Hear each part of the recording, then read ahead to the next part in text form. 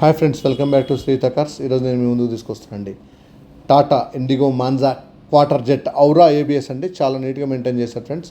ఇది వచ్చేసి single owner, 80,000 తిరిగింది, 50% టైర్స్ ఉన్నాయి. చాలా నీట్గా మెయింటైన్ చేశారు ఫ్రెండ్స్.